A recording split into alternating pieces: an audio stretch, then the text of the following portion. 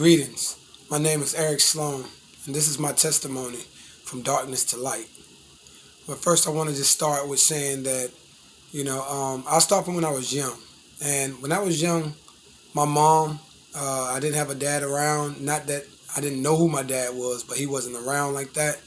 And my mom, she did what she could with 7 kids. And she never went to church, but she did talk about God and she did believe in God. And so therefore, it was always something in me that she put there in my heart. So I would go to church as a kid and never seen my mom go, never seen my dad go. And, so I had to go there and I heard one thing and I come home and I see something different. That was always my life. So mostly the party happens at my house with my mom and her friends and things like that. And then eventually as I got a little older, all the fights and things that me and my brothers, we would always get into. I had 6 brothers and 1 sister. So at the end of the day, we fight a lot and, started to get into smoking weed and drinking. And the thing about my mom was she felt like as long as we did it at home, we were good. So she let us drink. We started drinking maybe about 12 years old. And not consistently, but here and there. And then we started to do it on our own eventually. Started smoking at about 13. Started me a little crew at about 14. And we called ourselves gang members and things like that. It was only a few years later when I really got introduced to real gang life. And so I was in the gang, the blood gang, G-Shine. And a lot of people around me was, locked up, prison. So many of them dead today. And, I even think about that today. But long story short, I got into a lot of those things. And, the drug life, selling drugs, doing drugs, a womanizer, sleeping with many different women and just thinking that was the life, And like I said, even in all of these things in the back of my mind, I still believed in God. I just didn't live like I believed in a God, And about 19 years old, at 19 years old, I actually got married. I was on the hospital bed, something that happened to me, and they thought I could have died and whatnot, and I thought maybe I would. So, of course, I called out to God. And I asked him, I said, well, if you save my life, then I'm going to live for you. So here I am at 19 years old, and I come out of the hospital like 3 days later, and now I'm like, how am I going to say this to my big homie or, the gang, the one who was over me? And at this time, I had rank in the gang as well, but he was over me. So I'm like, how am I going to tell him? How am I going to tell my friends that, look, I'm not doing this no more? So it was kind of a hard time for me at that moment, and I kind of just kept it to myself.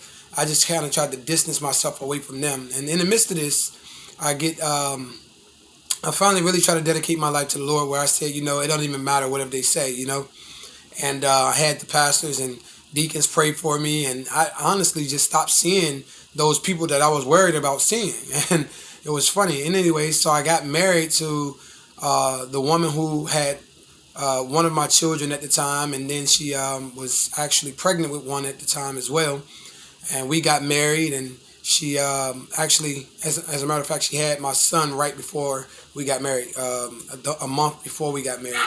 And so here I am, trying to live for the Lord. That lasted for about a year and a half or so, and next thing you know, I'm back out there into the world. And I can remember even my first time trying to cheat on my wife, and all night trying to drink and drink and drink and drink so I could numb my conscience, because at this time now I have a conscience about the things that I'm doing. And it didn't work. And I felt guilty. I go to a church the next day because this was a Saturday night. And I go to this church because I'm feeling so guilty trying to get this burden off of me, When I was in the world the first time, I didn't feel like this. So now this is a new feeling for me. And I go to this church I've never been to, didn't know the people, they didn't know me. And they had this out-of-town evangelist there, and he called me up to the front and started to tell me things about my own life, in which this is the first time I've ever seen something like this. So I'm like, wow, this is crazy. I thought this was like only on TV, And anyways, so he started to tell me about, it's a lady in my life who always told me I'm going to be a preacher, which is funny to me because I'm like, wow. Even though my mom was the way she was, and even though she indulged in the things she did and allowed us to do the things that we did, she still used to say that you're gonna be a preacher one day, and she told my other brother that too, and because I have a twin brother, and she used to say this all the time, and like I said, she really did believe, but she didn't believe to the point where she would live right, or be transformed by her belief. So I'm I guess it's just an intellectual belief, not in her heart. So either way, but it did give me a foundation. So he said, yeah, you're going to preach. He says, but it's not going to be in the pulpit. Now I'm looking at this, everybody going crazy in the church, they're cheering and hallelujah and stuff like that. And I'm just really don't know what to say at something like this. But I leave out of that church that day. And the crazy thing is I got worse. Yeah. So I got worse. I went like head first back into the world. And as they say, if a demon leaves you, it goes searching in dry places, seeking for somewhere, to rest. And when it can't find anywhere, it comes back to its home. And it brings 7 more demons more wicked than it. And I believe that was my situation. That's what happened with me. So so when I went back into the world, I was worse than I was at first, just out there. I won't even go into too many details, but just unprotected sex with whoever, didn't really matter. You know what I mean? Just all types of drugs and things like that. Just crazy living. Like, didn't even really care. I even had a motto like, "Hey, well, you got to die from something." Didn't even care. Like, and that's really what it was. And I got so bad, that I even started to put my hands on my wife, and I started to treat her wrong, cheat on her, and all these type of things. And it was just like, and then I wanted her to be like me, because I felt so evil. I'm like, well, I can't do this by myself. I can't be the evil one and she be the good one. She didn't want to go out. She didn't want to drink. She didn't want to do none of these things. But I'm like, look, babe, you need to go out with your friends. You need to go do this. And then I created a monster in doing all these things. And so now we're both going through these same things with one another. And we ended up splitting up, to make a long story short. And with that, us splitting up, I ended up moving away after we tried to work it out so many times that it was just like, okay, there's nothing left here. I moved back to Ohio, and I went to Ohio thinking, I'll go better myself. But then I get out there, and now I'm selling cocaine, I'm selling pills, and I'm back into the lifestyle again, and just living that street life, the club life, every night, just getting drunk and just doing things that people do out there in the world. And I had some friends, and all my friends, they were all drug dealers, and they was into the club life. So it was really nothing around me godly at all, And like I said, those things that happened to me in the past, I never even thought about again. Like this one lady prophesying over me as well, at a basketball court. Now, at this time, I'm in the world again. She is like 40, 50 people outside, and she stops and look at me and say, y'all better be careful how you treat this one right here. He is anointed. Now, I don't know what that means. I just know whatever she talking about got to have something to do with Jesus, because she came over there talking about that they was going to have some type of tent revival or something like that, and we're welcome to come. That was her purpose of coming. But she said that to me, and those things didn't really stick with me. I didn't take those things with me all through my life thinking about it or anything. But 2016 comes in, and we brought the new year in, me, my brother, all of my brothers, actually. We all met up in Ohio. My sister, my mom, we all are out in Ohio, and we just did what people in the world do for New Year's. And we just had a good time and got drunk and high and all these things. And we did this for maybe a few days, because we was our first time all being together at one time in like 13 years. And we felt like that was God, And but me and my brother, we actually get in this heated argument because my twin was a Muslim. Now, I believed in Jesus, but I didn't live like I did. He believed in Allah, but he didn't live like a Muslim. We were still in the streets. We were doing all the things that people in the streets do. And so we get in this heated argument about Jesus and Muhammad. And now here we are. We were ready to fight about this whole Jesus and Muhammad thing. We're drunk, but we're all around family. So family breaks it up. And back then we used to work out a lot. And that's all we really did was party and work out. So about 2 days later, he called me to see if we were still, I called him to see if we're still going to the gym. Now, I don't know what's happened to him in between this time. So I hear gospel music in the background. My mom always listened to gospel music. So that was nothing. Like, she always listened to gospel music. She could be drinking her liquor and everything, you know what I mean? And she'll have on gospel music. That was just how she was, And so I'm like, okay, well, my mom out here, so I know, that he's probably over there with my mom. So he comes, he picked me up, and I hear gospel music playing in his car, and I'm just like, and I bust out laughing, like, you know what I mean? I just like, he's trying to be funny from what happened the other night. And so after a few minutes, I'm like, okay, all right, I get it, man. Now you can turn it off. I need to hear the music I like to listen to now. We on the way to the gym. I need to be pumped up. I need to listen to my music. So he's like, what? Like he tried to play it off or whatever. So anyway, he tells me that he's been changed, and I'm just like something in my heart told me he was telling me the truth, but I'm just like, I'm not ready to accept that because I'm like, man, I'm not ready to change. He can't be trying to change on me like that. And I had been feeling it. I had been feeling it strong. Like for the last like couple of years, I had been feeling like the Lord was trying to draw me, but I was just rejecting God. I'm just like, no, I'm not ready yet. Plus, my brother's a Muslim, so I need to be with my brother. We was just like so tight. We're twins, and we were so tight that we were the type like if one of us don't got the seatbelt on, we could be doing 80 miles per hour. I'm taking my seatbelt off if he ain't got his on. If I got mine off and he got his on, he taking his off when he notice I ain't got mine. If we die, we gonna die together. That's how we always looked at it. So like it's like one of those things. So I'm like, I'm not going to the Lord without him. Like, you know what I mean? I'm not gonna just go to live for the Lord and then my brother get left out there. It was crazy. I don't know why I would think like that, but I guess it's the devil, right? It's foolishness. But either way, so what happened was Jesus showed up to my brother first. And he showed up to my brother in his room at maybe about an hour or so after my brother posted his last picture on Snapchat with the devil emoji on his face with no shirt on. Now, I didn't know all this at the time. He didn't tell me the whole story right there in the car. But he did tell me he was changed. And he told me that he believed in Jesus now. And when I tell you everything changed, that devil in me rose up and I just started mocking him and all kinds of stuff, trying to make him revert back to the world. Like no, you cannot be converted to. As much as I always wanted him to believe in Jesus, now that he did, it bothered me. I'm like, no way. I'm like, man, we not done doing the things we do out here yet. No, we got a lot of more sinning to do first. And it was a lot of conviction to me because I'm like, dang, if my brother who was a Muslim who hated Jesus, if he gonna turn to Jesus, what does that leave me? And I mean, it wasn't even like about 2 or 3 days later where I couldn't fight it no more. It felt like I was fighting God for eternity within them 2-3 days, trying to fight him and resist him. And it was overwhelming for me. And so one night I'm in the kitchen with my girlfriend and another girl, and I tell them, I said, man, this thing is beating on me. I said, listen, I don't know what y'all gonna do, but I'm ready to give my life to the Lord.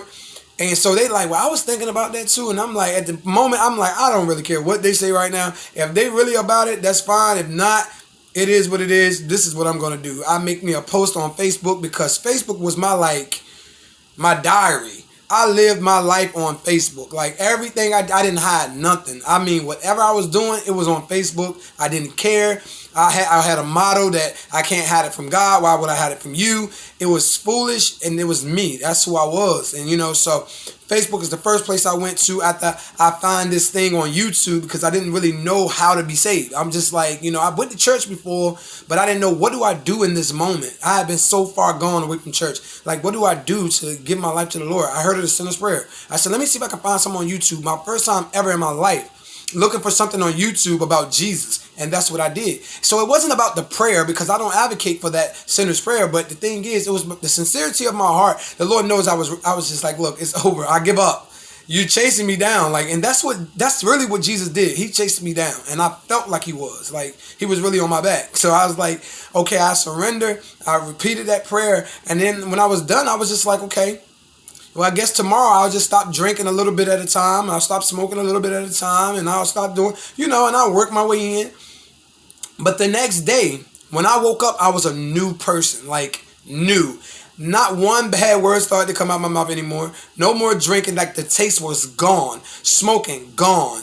Popping pills, all that stuff. Like, it was no temptation there at all. Fornication, it was gone. Like, I didn't have to try not to do these things. They were just gone.